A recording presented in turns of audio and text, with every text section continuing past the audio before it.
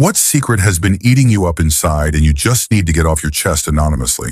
Story 1. When I was 22, my dad passed away and I was absolutely devastated. Recently, my mother revealed to me that he wasn't my biological father. Some other man was. Someone who is still alive, married to the same woman he was with when he had an affair with my mother. He and I have connected and hit it off. I genuinely care about him and we've built a bond. I also found out I have 2 siblings who had no idea I existed, and his wife didn't know about me either. When they all found out, everything fell apart. Now his wife has made him pull back from our relationship. My siblings haven't reached out to me at all. I was a secret for so long, and now just by existing, I feel like a burden to his family. I have a wonderful family of my own and had an amazing dad who died far too soon. But I feel guilty for being interested in getting to know my biological father. It's been confirmed he is. I also feel an overwhelming shame and guilt for the chaos this has caused in his family's life. I know none of this is my fault, but I can't help feeling bad. I miss my dad. I want this new father in my life. I have my incredible siblings, but I want to know these new siblings too. This whole situation has shaken my identity to its core, and now I feel like I'm grasping at pieces of myself. I feel so lost, so hurt, so completely overwhelmed by it all. Story 2. I cut off contact with my mother at the beginning of last year. After that, she and her husband began a campaign of sending me abusive and harassing messages. They used different phone numbers and created new social media profiles every time I blocked them. Honestly, I feel like I had a malignant tumor removed. The truth is, I'm relieved not to be burdened with caring for her anymore or cleaning out her hoarder house when she's gone. Story 3. Just make sure you don't lose your child anyway because you stayed. My dad is slowly but surely losing me and my siblings because he insists on staying married to my mother, who is a toxic person. It's gotten to the point where, although we love him, it's not worth enduring her presence in our lives. As much as I care for my dad, I've lost respect for him because of how much he allows her to mistreat him. My best friend doesn't have any love for her father, mostly because he stayed with her mother, who constantly berates him and blames him for every issue in their family. They should have separated years ago. Because they didn't, her mom takes out her bitterness by ruining the father-daughter relationship. Depending on your situation, leaving a bad relationship might actually save your connection with your child. Edit. I'll also say that my best friend, my siblings, and I have all struggled with relationships as adults because of the poor examples we saw growing up. Kids notice more than you think. Their dysfunction was obvious and confusing, and it impacted the way we approach relationships. Sometimes, staying for the kids does more harm than good. Story 4. I fell in love young. We had a rocky relationship for about 2 years, but we kept talking even after breaking up for good. Eventually, we decided to cut contact altogether. It took me 6 years, give or take, to get over her. The connection we had is something I've been searching for ever since. It's hard to imagine anyone knowing me that well or feeling the same way I felt about them. It was intoxicating and toxic in hindsight. She consumed me completely. For years, I wandered through life without letting myself truly move on. Meanwhile, she moved on. Recently, I found her on Facebook, and we started talking again. For a moment, the spark was back. I felt alive, but I quickly realized something. The girl I loved no longer exists, and the person I was when I loved her is also gone. We've become different people, and there's no way we could ever recapture what we had. She's built a new life, while I've been stuck living in the past. That realization crushed me. I already struggle with depression, and this made it worse for a while. But eventually I understood that clinging to the past only wastes the present. She moved on, found love, and chased dreams we once talked about as kids. It hurt, but it woke me up.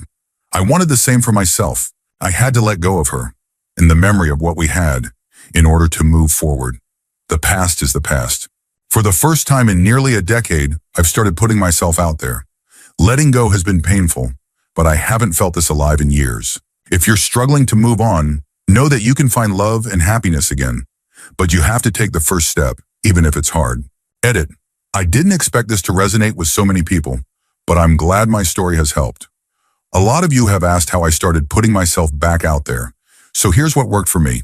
I realized I was stuck in the past because I wasn't creating a new present for myself. I believed nothing could ever be better, so I didn't try. But when I decided to move forward, I understood that no one was coming to save me. I had to put myself out there, meet new people, and figure out who I was without her. For so long, my identity revolved around being lovelorn, which made me unpleasant to be around and left me isolated. Talking to her again also helped. At first, it felt like relapsing on a drug, but as we talked, I realized she didn't think of me the way I thought of her. To her, I was a footnote, while she was the title of my story, and even my memory of her didn't match who she is now. The past is a beautiful place, but we can't live there.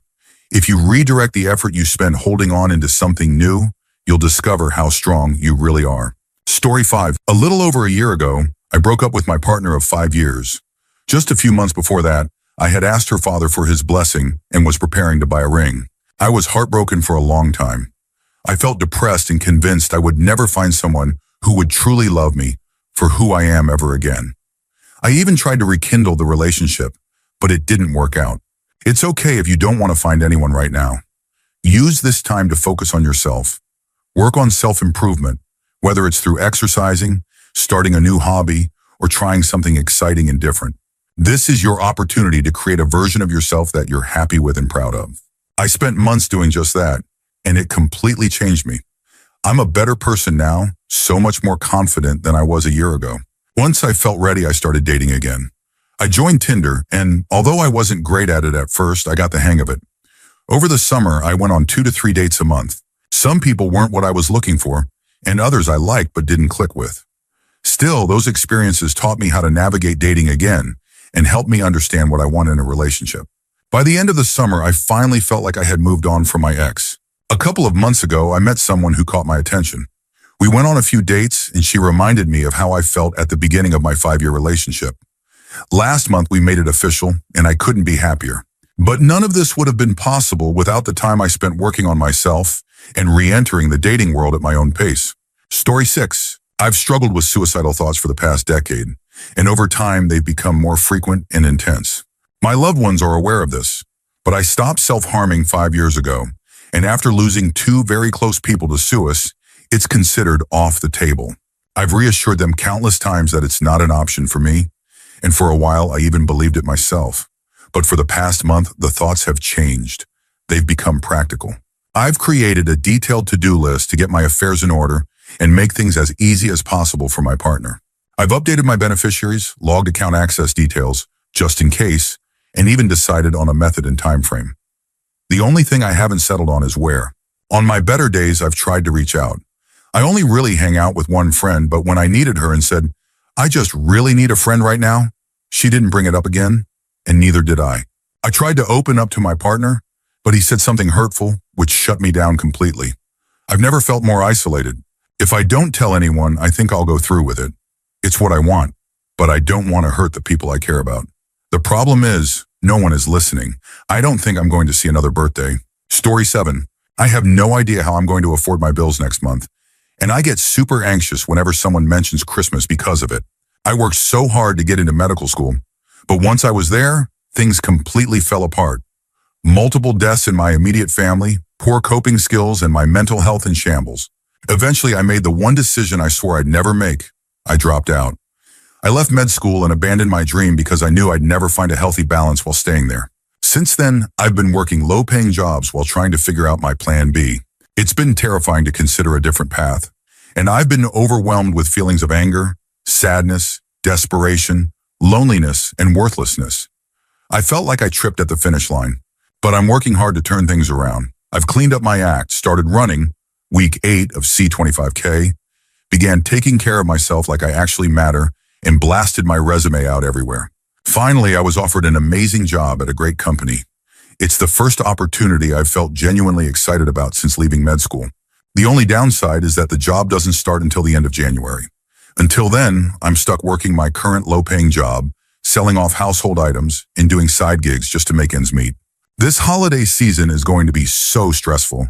I feel awful that I can't get my husband a gift for Christmas to thank him for all his patience while I've been figuring things out. Or my sister, who's been endlessly supportive through it all.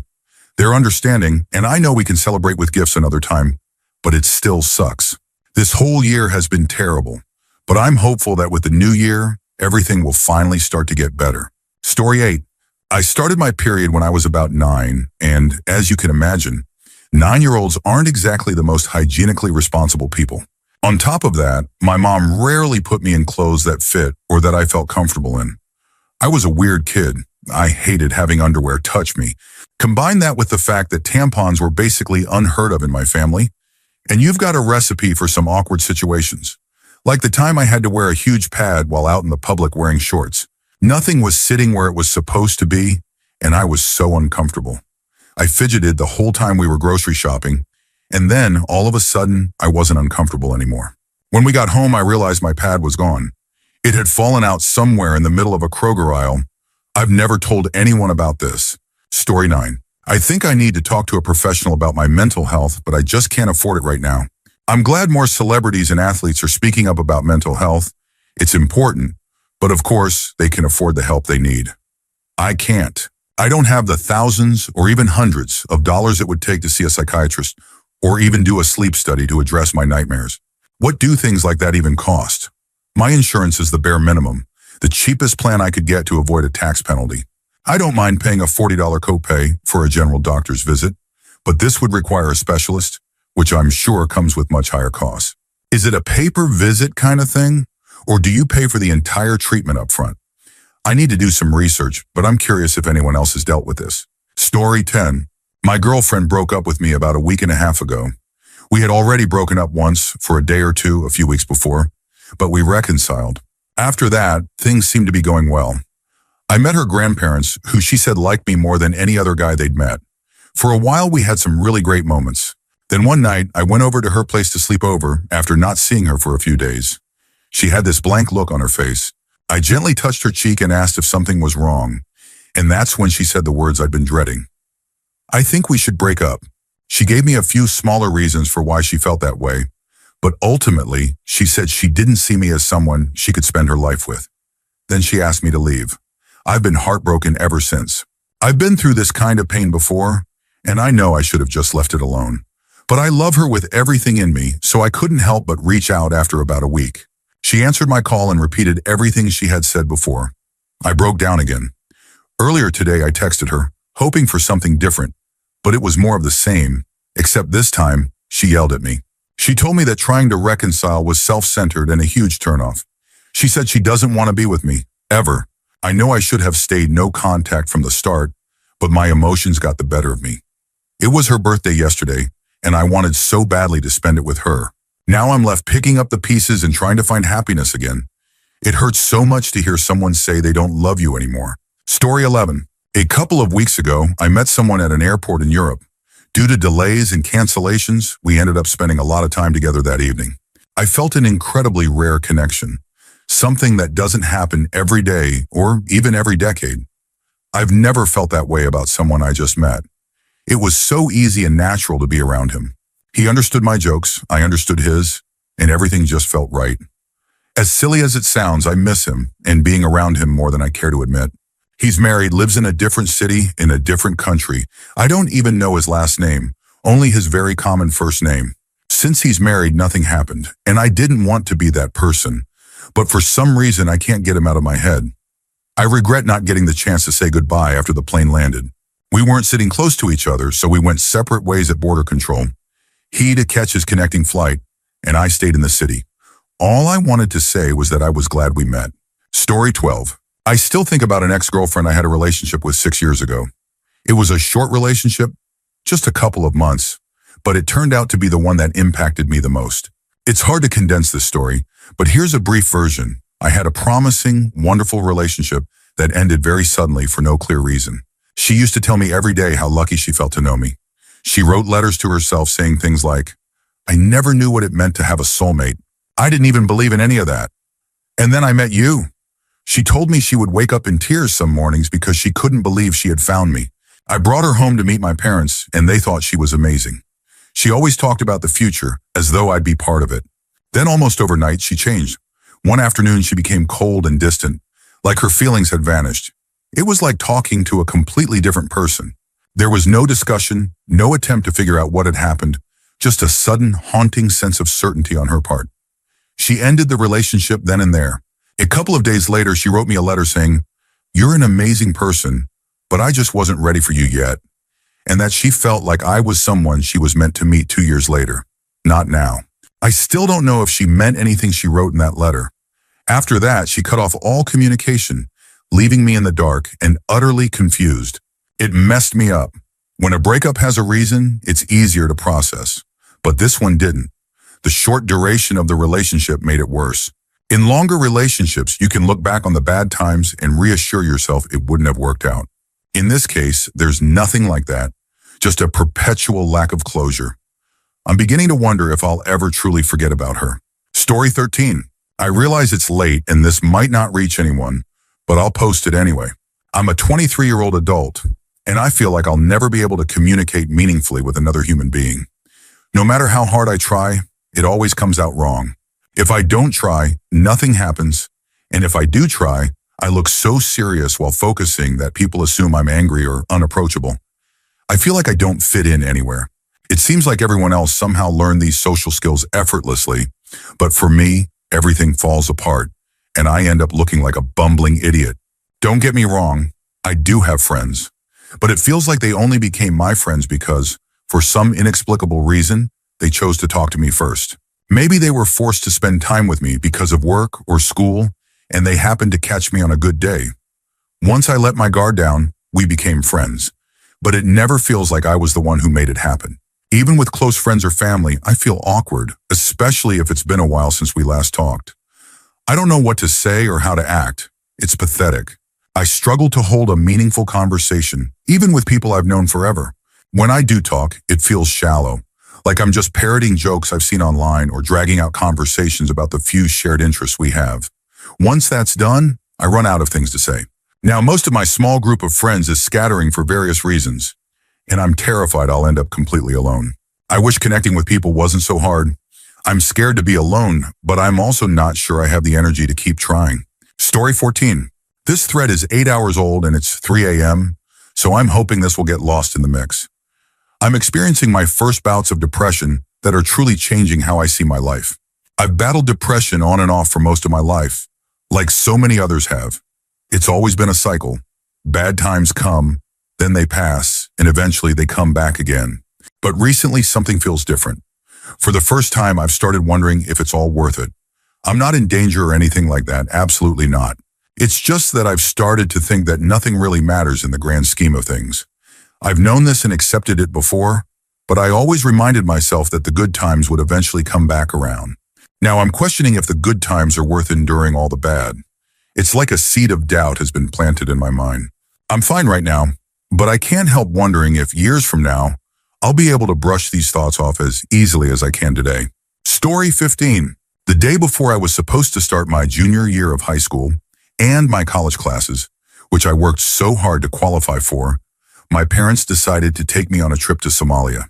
Now, we've been stuck here for 3 months because of a series of mistakes that could have been easily avoided if they had just listened to me at any point. My entire educational career is ruined. On top of that, my dad failed to drop my college classes before the deadline, so I now have 3 failed courses on my record. Apparently, these grades can't be contested. What makes it even worse is that my parents refuse to take responsibility for their actions. Instead, they get angry whenever I bring it up and act like this is all my fault, even though I had absolutely no control over anything during this trip. The school year that was supposed to be my best ever has been completely destroyed, and now I'll be spending my birthday here too. Story 16. In early February a couple of years ago, this guy started messaging me online. At first I rejected him because he lived a few hours away, and I didn't see the point in talking to someone so far away. But eventually I gave him a chance. We ended up talking nonstop for hours every single day for a week. Then we decided to meet in person. He traveled 4 hours to my city, which he'd never been to before. In fact, he'd barely left his hometown before that. I'll admit, I already had feelings for him before we met, even after just a week of talking. But when we finally saw each other for the first time, sparks flew instantly. He even asked me to be his girlfriend that same day. Not even 2 months later, he went abroad with my family. Now, it's been almost 3 years, and we've bought our own house and are planning to get a puppy together. He's my perfect match. I know I'll never meet anyone I'm more compatible with in my life. Before meeting him, I had low self-confidence and hated my life. But because of him, I see the world in an entirely new light. I can even leave the house without wearing makeup now, which is a huge deal for me. Love changes everything. Hang in there, everyone. Story 17. A few weeks ago, I pulled out of my driveway, drove a few feet, and a stray cat fell out from where the engine is, and I hit it. I didn't know it was there. I didn't mean to, but my kids were in the car. They didn't realize what happened, so I just kept driving.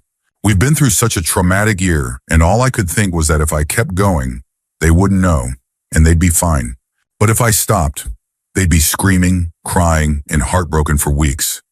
They're still so fragile right now. As I drove away, I saw a car coming the opposite way stop for the cat. I feel so much shame for not stopping myself. I wonder what happened to it, if it survived. I'm glad someone was a better person than I was, but that doesn't take away the guilt I feel about how I handled it. If I'd been alone, I would have stopped, but I couldn't bring myself to upset my kids after everything they've been through. Now all I can think is that they have a garbage human being for a mom. Story 18. I am a mistake. I'm an emotionally damaged, clinically depressed, autistic man who doesn't really have a place in the world. I watch the rest of you, the normal, functional people, succeed in so many ways, and it's painful to stand on the sidelines, wondering if I'll ever experience even a fraction of what you all do. I'm stuck between two worlds, not fully disabled, but not entirely able-bodied either. I don't fit in with either group, which makes me feel even more isolated. I'm approaching 40 and haven't managed to accomplish much of anything. I can barely hold down a job due to my social anxiety, corporate procedures I can't keep up with, and how long it takes me to learn things compared to others. I rely on medication to stay functional, bottle after bottle just to keep my mood stable. It's frustrating, but without it, I can't get through life. I'm the oldest sibling, but I have nothing to show for it. No family of my own, no girlfriend, no stable job. I have maybe one or two friends I talk to online, and then there's my art. Everyone with autism seems to have something their brain is wired to, and for me it's visual arts and stories. Movies, comics, animation, screenwriting, storyboarding, all of it. If I'm not creating my own, I'm researching it endlessly. It's a compulsion I can't escape. If I try to ignore it, I fall apart. I hate that it has such a grip on me. I grew up in poverty and am still poor. I'm terrible with money, and I've never figured out why I'm still here. I don't function properly. I've never been able to succeed or hold down a job for more than a year. As for romance, I've given up. I'm too emotionally damaged, and I don't trust people. I want to succeed, not for myself, but so I'm not a burden on my family anymore. I want to help them, but I've been out of work for years, acting as a caretaker for an elderly relative who needs watching. As I've gotten older, I can't handle being around groups of people anymore. It's exhausting and overwhelming, draining me completely. I miss out on things constantly. I try to plan ahead, but fail every time.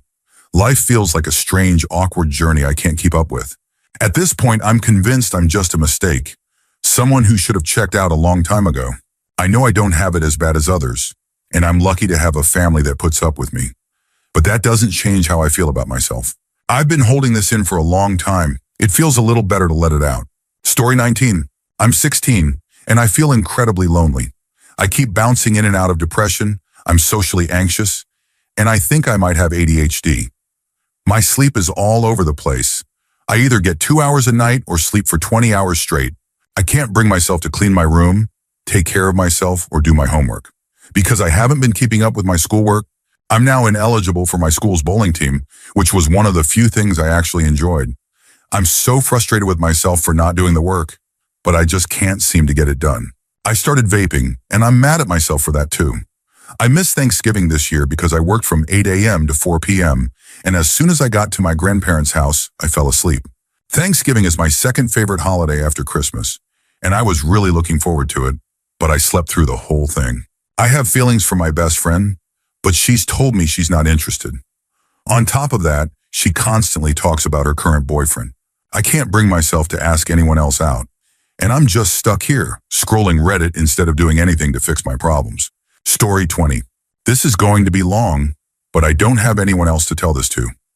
For the past few months, my life has been a cycle of work, classes, and lying in bed watching Netflix. I've tried to set small goals for myself, but I never actually follow through. I think it's this general sense of apathy that's kept me somewhat stable emotionally, until today. Today, I spontaneously started crying at work. I don't usually cry unless I'm stressed or upset, but this felt like my breaking point. When I got home, I couldn't even stand to see my family.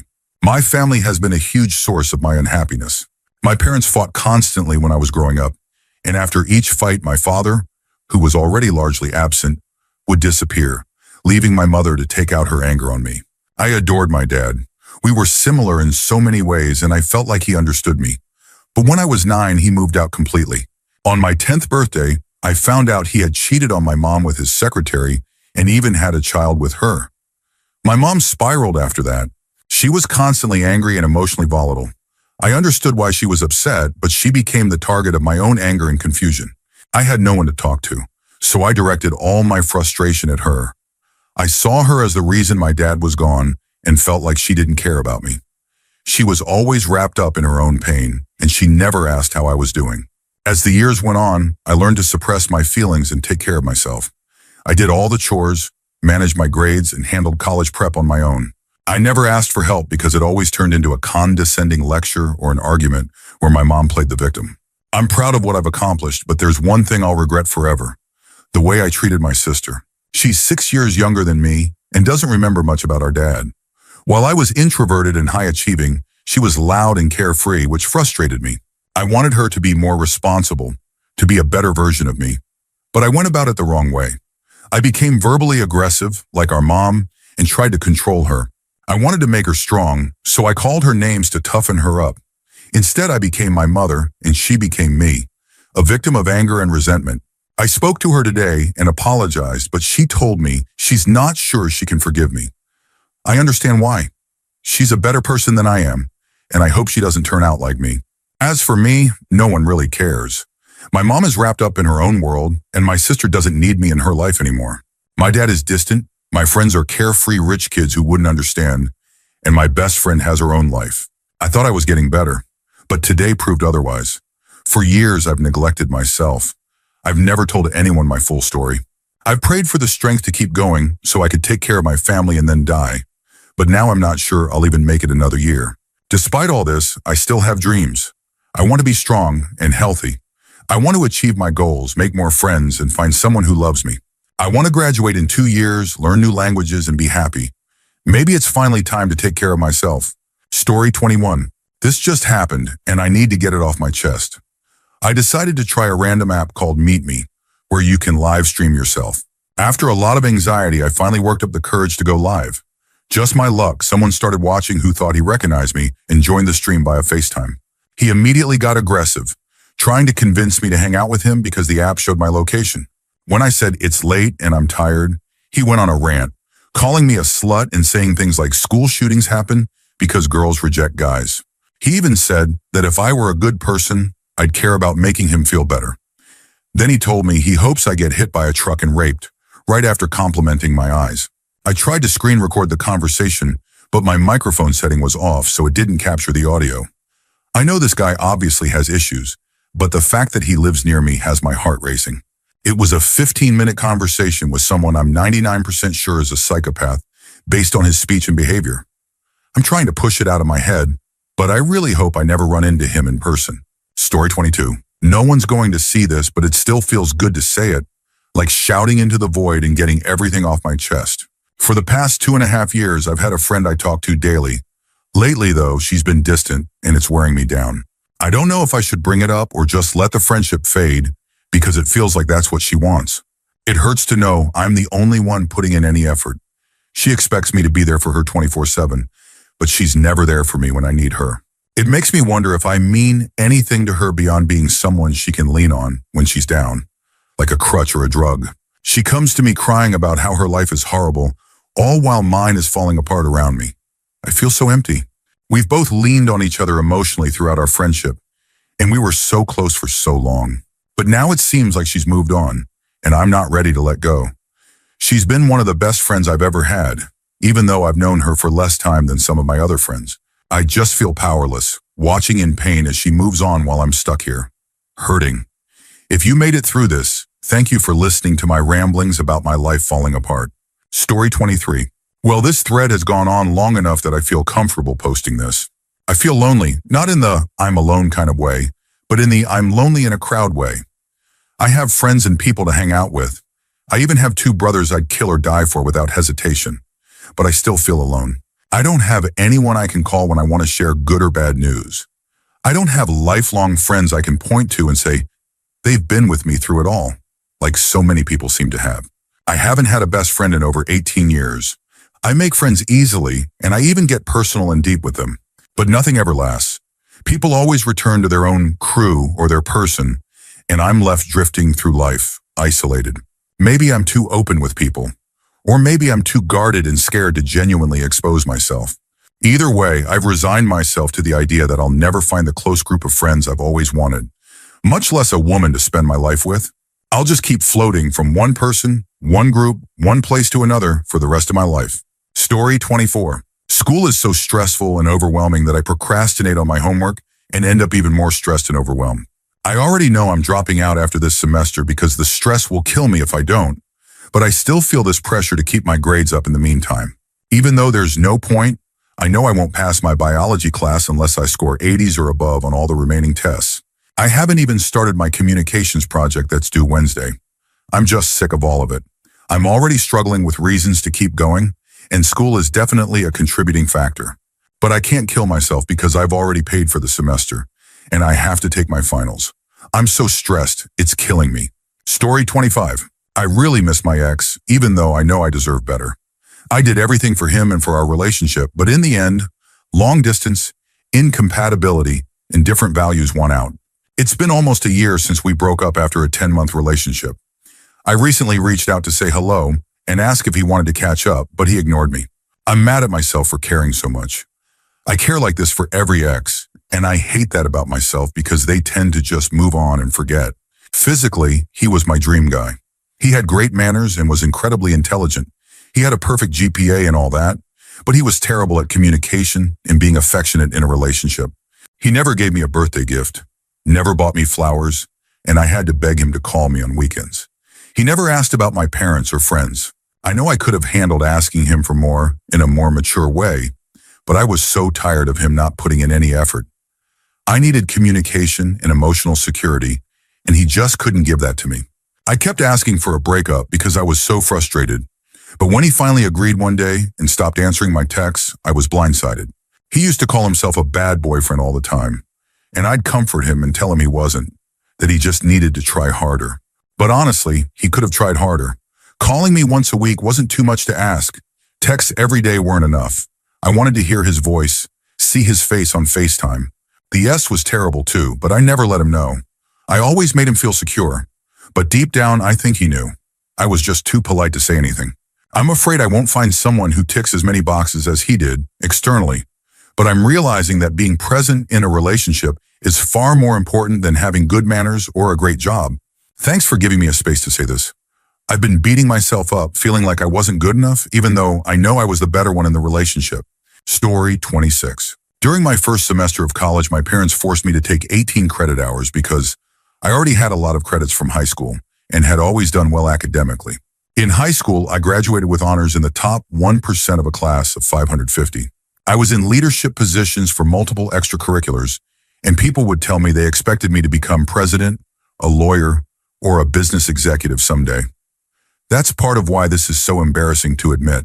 That semester, I was also working 25 hours a week and commuting an hour to and from school every day. Most days I left at 7 a.m. and didn't get back home until 10 p.m., exhausted and hungry, with homework still to do. My parents would yell at me for not doing things like washing a few dishes or taking out the trash. By the end of the semester, my depression and anxiety were overwhelming. Therapy and medication weren't helping much. I felt like I was falling apart, but my parents didn't take it seriously. My mom told me I needed to get my ish together, join the military, or get the F out of her house. She dismissed my mental health, saying everyone has depression and still has to work. I finished the semester with a 2.89 GPA. My parents were furious, but considering I completely gave up in November, skipping homework and not studying for finals, I thought I did as well as I could. Grades were C, B, B, A, A. When January came around, I knew I couldn't go back. My mom was forcing me to create a schedule that prioritized her convenience over my well-being, and I wasn't ready for another semester with 18 credit hours. I knew if I stayed in that house, I'd eventually try to kill myself again. A week before the semester started, I withdrew from school and moved out in just 2 hours. My friend helped me load everything into her car. When my dad got home, I told him I was leaving, and he told me I'd fail because I was lazy and couldn't handle hard work. I left in tears. It was the hardest decision I've ever made. Afterward, my depression got worse. I was committed for 5 days and almost fell into a coca addiction. but my friend helped pull me out of it. I was broke but stayed with my boss, who understood my situation and let me live close to work for free. People around me, peers and coworkers, knew some of what was going on, but no one brought it up. When people asked how school was going, I lied and said it was fine. Even strangers, like customers at my waiter job, would ask if I was in school and what I was studying, and I'd lie because I was embarrassed. Things are better now. I'm moving into an apartment next week. I took an intercession class this winter, and I'm going back to school full-time in the fall. I even received a scholarship. I'm much happier now, and I'm working on finding better coping mechanisms. I'm planning to start therapy again in the next few months. Story 27. My crush of 8 years stood me up and blocked me a few days ago. This is just another in a long line of girls who've shown interest in me, only to ghost me when I try to get closer. I'm the only one in my friend group who struggles to get into relationships. I've never been in one, and I'm embarrassed to tell them I've failed again after dozens of rejections. I feel guilty for being so upset because I'm only 22, and people always say, "Oh, you're still young. You have plenty of time." And they're right, but it still hurts. It hurts to be rejected so many times without even being given the dignity of a face-to-face conversation. I'm trying not to let bitterness or anger take over because I know it'll only make me less likable. But after years of watching my friends date, move in with their partners, and even get engaged, it's hard not to feel the pain. Story 28. I feel like I'm starting to give up on life. I'm really depressed. I've struggled with feelings of depression before, especially during my sophomore and junior years of high school, but they went away for a while. Now they're back, and worse than ever. My suicidal thoughts have also returned, and this time, they're not fleeting moments of despair. They're well-thought-out plans, complete with SUIC notes. The first time I dealt with this, I couldn't go through with it because my plan involved jumping in front of a train, and I just couldn't bring myself to do it. Now I've come up with a different plan to get a gun and shoot myself. But since I have to be 21 to buy a gun in my city, my backup plan, and now my only plan, is to hang myself. I've already researched how to do it, even calculating the fall needed for it to be instant. The only thing stopping me is the love I receive from my family and friends. I know my SUIC would devastate them. If it weren't for them, or if I thought they wouldn't miss me, I would have gone through with it weeks, maybe even months ago. I don't hate the world or other people. I hate myself, and I wish I were dead. There was a time when I wanted help, but I just couldn't bring myself to ask for it. Why? I don't know. I have amazing friends and the best parents anyone could ask for. If I told them, my parents would hold me, cry, and tell me everything would be okay. Then they'd find me a psychologist or psychiatrist immediately. They'd happily pay for treatment, no matter the cost, and move mountains to help me. My best friend is like a brother to me. I trust him with my life. He'd take a bullet for me. These are the kind of people I have in my life, and yet I can't bring myself to tell them how I feel. Maybe it's because they're so close to me. Maybe it's easier to talk about these things with strangers who don't know me and can't tell anyone else. I think I need a psychologist, maybe even a psychiatrist. Maybe I need medication, an antidepressant, to help me finally feel happy again. Maybe I need one to finally say the thing I haven't been able to say in years, that I love myself. Story 29. I want to talk about how much I love my daughter. I tried explaining it to other moms at book club once, thinking they'd feel the same way, but I realized that maybe they don't feel as strongly as I do. Watching her grow feels like watching a piece of my soul exist outside of my body. I want to protect her and shelter her, but I know I can't do that. She has to become a self-sufficient person. Watching her struggle and fail, even over something small, like opening a cereal box, hurts so much. I want to do everything for her, but more than that, I want her to know that I believe in her ability to do it herself.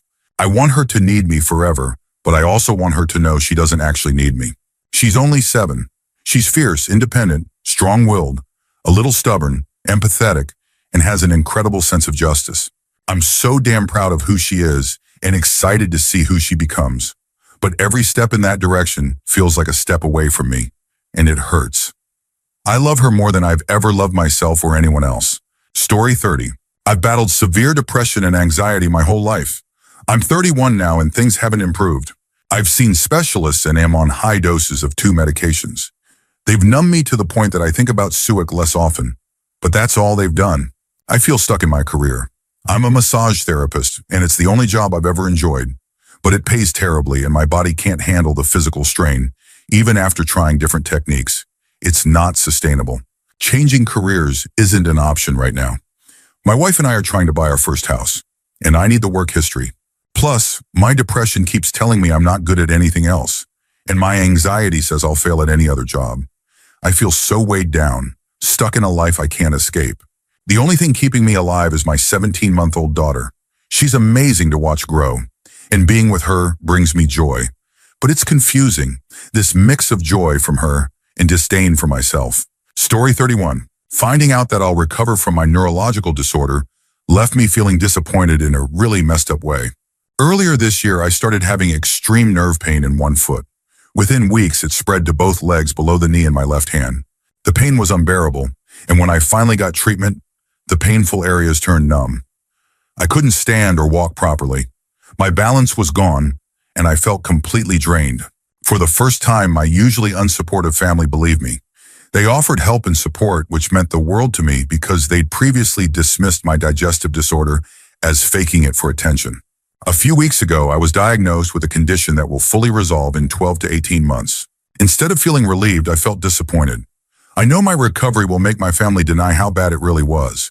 They'll act like it wasn't as severe as I said. Part of me doesn't want to recover because this is the first time I've ever had their support. It's messed up, I know. I think it's time to go back to therapy and remind myself why I'm trying to distance myself from my family and focus on building relationships where my efforts are appreciated. Story 32. I've always felt like I'm that guy in every situation, the one everyone secretly finds annoying or frustrating, but doesn't say anything because they don't want to hurt my feelings. I never feel like I'm truly part of the group, and this feeling bleeds into every aspect of my life. I work as a digital artist, and I constantly fear that my boss is going to realize I'm a complete fraud and fire me. I also run Dungeons & Dragons games with different groups of players, but I can't shake the feeling that I'm boring them to death, and they're only participating to be polite because I ask them to. I feel like I'm wasting the time of everyone around me, like I'm a waste of space. I'm trying to shake this feeling, but it's hard. Story 33. This year I ended up dating a close friend's ex. They were only together for a month, but she completely cut both me and my boyfriend out of her life because of it. We all became friends around the same time a year ago. Back then, my boyfriend and I had feelings for each other at different points, but nothing happened. When they got together, I buried my feelings and moved on. After they broke up, I secretly wished I could date him, but I told him it could never happen because I knew she'd hate me for it. Eventually, though, my boyfriend and I developed mutual feelings for each other months after they split. We started dating, and while I enjoy every moment I spend with him, I can't shake the guilt. I feel like I broke the girl code. Deep down, it hurts to know that my happiness came at the expense of my friendship with her. Story 34. Now that all my friends have scattered across the country for college, I'm realizing that I'm terrible at maintaining meaningful relationships. Back in high school, a bunch of my friends, I'm 19 million, created a Facebook group chat. I still read the messages, but I almost never say anything. By the time I see a topic I'd want to chime in on, the conversation has already moved on, and I feel like I missed my chance. Outside of group chats, I'm awful at one-on-one texting too. For example, I worked with this girl over the summer, and on her last day, she left me a post-it note in my locker. She wrote that she was going back to school, but she enjoyed working with me and wanted to stay in touch, leaving her number. I texted her a couple of days later to let her know I found the note. She responded, "Glad to hear you found it." I asked what she'd been up to since her last day and whether she'd gone back to school yet. She never replied. That was 4 months ago, and we haven't texted since. I'd really like to develop a friendship with her, maybe even ask her out when she's back in town for winter break if it feels right. But now it feels weird to randomly text her after all this time. Even though I appreciate it when old friends randomly reach out to catch up, I still feel awkward doing it myself. Now that most of my friends are halfway across the country, I need to rely on texting to stay in touch. But I'm terrible at it. As a result, my social life is basically non-existent, except for the rare times my old friend group comes home for holidays. Story 35. Early February, a couple of years ago, this guy started messaging me online. At first, I rejected him because he lived a couple of hours away, and I thought it would be pointless to talk to him. But eventually, I gave him a chance. We ended up talking nonstop for hours every single day for a week before deciding to meet in person. He traveled 4 hours to my city, a place he'd never been before. In fact, he hadn't really left his hometown before that. I should also mention that I already had feelings for him, even after just a week, despite not having met him yet. When the day came, I was running late, and he started to worry that I had stood him up in a city he didn't know. But when we finally saw each other for the first time, sparks flew instantly. That very day, he asked me to be his girlfriend. Not even 2 months later, he went abroad with my family. Now it's almost our 3-year anniversary. We've bought our own house together and are planning to get a puppy soon. I've never met anyone I'm more compatible with, and I know I never will. Before I met him, I had low self-confidence and hated my life, but he changed everything for me. Because of him, I've started seeing the world as a beautiful place, and I can even leave the house without wearing makeup now. A huge deal for me. Love changes everything. Hang in there, everyone. Story 36. I didn't know I had a daughter until she was 6 years old. Every time I've tried to be part of her life, her mother takes me to court. It's been 3 years of non-stop litigation, one motion every 2 to 3 months across 2 states. Her mother has a free lawyer from the state, but I don't.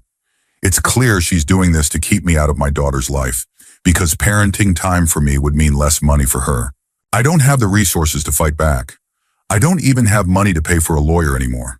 Most of my paycheck is garnished, and I'm still paying off credit card debt from the lawyers I needed just to defend myself.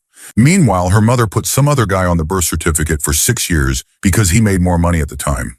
I met my daughter for the first time in court, and now I don't even try to contact her because if I do, I'll end up back in court again. I'd have to drive across the country every other Sunday for a 30-minute visit. This situation has nothing to do with me and my daughter getting to know each other. It's all about money. The holidays are unbearable. I'm so sad, constantly thinking about what could have been. I can't sleep, I don't talk much, and I hate family gatherings. Nobody knows why I'm so lonely and irritated when everyone else is celebrating. I hate family pictures because someone's missing, and I feel it deeply, even if no one else does. Why can't I buy Christmas presents? I can't even explain without wanting to cry. Just breathing and existing feels like a success for me right now. But nobody knows. My life feels ruined. Story 37. I resent my sister. She's too young to remember the worst of the abuse we endured. She ignores our mother's continuing toxic behavior and issues. When our mom attempted suicide, my boyfriend and I handled everything while my sister couldn't leave her friends. She claims she wants to pursue a PhD in physics, but she's completely wrapped up in my mom's chaotic habits and decisions. My mom spoiled her while I had to work for everything. I worked during my senior night and prom, but my mom gave my sister money for expensive dresses and shoes while asking me for my paycheck every other week. My mom made me get a job at 15, even filling out applications for me, but never once asked my sister to work. I've been working ever since. When I was 16, my mom gave me $20 for the first time, and my sister took it, saying I didn't deserve it. Meanwhile, I struggled to get to work in college without support. My mom went to the same college but refused to help me with transportation because it was too much of a burden. I worked 80+ hours a week at Papa John's as an assistant manager, earning barely $8 to $9 an hour to pay for school and help my mom so she wouldn't be homeless. Recently, my mom asked me to move back to our home state so my sister could live rent-free with me and finish school. I offered my sister a rent-free room, access to my car, food, and even some money in exchange for helping with her niece, but she refused. She said she wanted a separate apartment or a mother-in-law suite. I'm scared I'll end up responsible for her when she fails to get her PhD or find a job. My mom even took me off her will, saying I can take care of myself, unlike my sister and half-brother. I shielded my sister from the worst of my mom's abuse, blocked her from beatings, and endured my mom's toxic relationships. But my sister dismisses it all, claiming I'm exaggerating. I've tried to be a good older sister, but I resent her. I don't feel bad about it, and honestly, I think I'm better off without her or my mom in my life. Story 38. My mother is about to lose her house and I can't help her.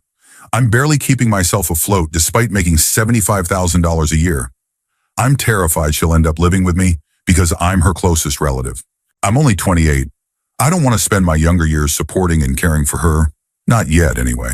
It's selfish and shy of me, I know, but I feel like it would destroy my chances of finding love or having a healthy, normal relationship. I'm already struggling with my own issues, including $40,000 in credit card debt that I'm slowly chipping away at. Adding the burden of supporting my mom would be the final nail in the coffin. I can't imagine anyone wanting to build a future with me if I'm living paycheck to paycheck while drowning in debt and supporting a parent who's been struggling for the last 3 years. Part of me hates that I feel this way. My mom's struggles aren't entirely her fault. She's had terrible luck. losing her job over a wrongful termination lawsuit after exposing embezzled state money, among other things. But I can't stop feeling resentful. Some of my debt comes from helping her over the past few years. She's on my phone plan, and a stalker situation led to extra expenses for a stolen phone replacement. She needs $4,000 right now, and I only have $500 in my emergency fund. I love her so much, but I just want to be free of her mess. As horrible as it sounds, I've caught myself wishing my grandparents, who have a lot of equity, would pass away so she'd inherit enough money to solve her problems and get out of my life. It's the most messed up thought eating away at me, and I feel so guilty for even thinking it. I just want her and her mess to go away, and I hate myself for it. Story 39. I'm currently with someone I have an insane connection with. He's only my second boyfriend, but I've never met anyone I get along with this well. We just work perfectly together. I don't believe in soulmates, but he's as close as it gets. I'm terrified of him dying. He's been smoking weed since he was 12. He's 28 now, and quit cigarettes only 2 years ago. He vapes now, which isn't great either. On top of that, he has an EDNOS, eating disorder not otherwise specified. It used to be anorexia, but now he doesn't intentionally starve himself. He just finds eating inconvenient. He's so skinny that I have to remind him to eat, or he'll lose weight quickly. I'm scared his internal organs are going to fail. I've voiced my concerns and he's been trying to get better for me, but it doesn't feel like enough. Every time I hear him cough, I get anxious, imagining how black his lungs must be. When I hear wheezing in his chest, it makes me nauseous with fear. My dad passed away from an autoimmune lung disease when I was 10, leaving my mom devastated. Ever since, I've had this intense anxiety about the people I love dying because they're not taking care of themselves. This anxiety feeds on my boyfriend's habits, and it terrifies me to think of ending up like my mom, losing the love of her life. He refuses to see a doctor, and even if he wanted to, it's nearly impossible to get an appointment nowadays. Part of me resents him for his substance use and his refusal to take better care of himself. I hate that he's putting me through this, and that it feels like he's actively leaving me in the worst possible way. Sometimes I wish I had never met him so I wouldn't have to deal with this anxiety and potential heartbreak. I've never talked to anyone about this. What can I do that I'm not already doing? I can't force him to make changes, but this anxiety consumes me. Story 40. My dad has paid for online classes that he insists I need for a better future. I understand why he wants this for me, and I want it too, but I just can't bring myself to care. Whenever he talks to me, it's about how life sucks and you just have to deal with it. That's the underlying theme of all his pep talks. He's been incredibly successful. He grew up with very little and is now highly respected in his field. Everywhere we go, he runs into someone he knows or who has worked with him. He wants to use his connections to get me a job in our town. I appreciate the effort, but I'm tired of following every step he's planned for me. I'm 24, and I have no idea what I want to do with my life, because he's always had my next move ready for me. Story 41. 6 months ago, my dad forced me out of the closet. Because he found out first, I was petrified to tell my mom. I knew she'd feel betrayed because I didn't tell her first. My plan was to come out to them both at the same time, but my dad had no regard for my feelings when he cornered me over the phone. I told my mom on Thursday, and she's been crying every day since. She keeps saying, "The plan we had for your future is gone. It's different now, and it's ruined." She's having a meltdown over grandkids, marriage, and feeling betrayed that I kept it a secret. I didn't want to keep it a secret. I just didn't know how to tell them. They've been emotionally abusive for years, so of course, I was terrified of sharing something this big with them. When I was heading to my girlfriend's house on Saturday morning, my mom came into my room screaming at me. She said I'd made a fool of her, disrespected her, and hurt her and my dad's feelings. But the day before, she had said, "It's okay, I'll be fine after a while. I still love you." Now I'm being gaslit and ignored, all because I came out. I'm 22. I don't know if I want kids or marriage yet. I just want to live my life before I settle down. But I'm barely coping in this house where I don't feel welcome. Story 42. I can't sleep. I have a test tomorrow, and I'm not talking to my best friend. I think he's been busy, but I also messed up big time and said some hurtful things that I probably should have kept to myself. But holding in all those bad feelings was killing me inside, and they just burst out. I told him I'd give him space, but honestly, I think I need the space more, to process and feel my hurt privately. I feel so isolated and lonely, even though I live with 4 other people. I'm good at making friends, but terrible at keeping them, because I never initiate conversations or plans unless someone else does, except with my two closest friends. I'm not motivated to finish my end of semester papers, and I'm terrified of disappointing my mom and family who are paying for my education. I don't know what's wrong with me. Even the thought of calling my grandparents gives me anxiety. I don't know what to say, and I resent the pressure to reach out. They haven't done anything wrong, but I'm not close with them, and it feels awkward. Then I'm shamed for not being a good granddaughter. I think about Suik all the time. I just want to disappear. My life isn't as bad as some, and maybe I'm just whining, but I feel like a worthless sack of she with no purpose. Tomorrow is my first therapy appointment, and I want to look into medication as part of my treatment. I feel like a terrible person, and I just want reliable human contact and company. I miss my family back home. I hate it here at school. I hate writing papers. I hate my roommates who only care about themselves. I've never felt so alone and isolated. I'm trying to hold on to hope for my family's sake, but I just want to die. I don't feel like my life is worth anything. I'm just a whiny English major who likes to write poetry. Where is that ever going to take me in life?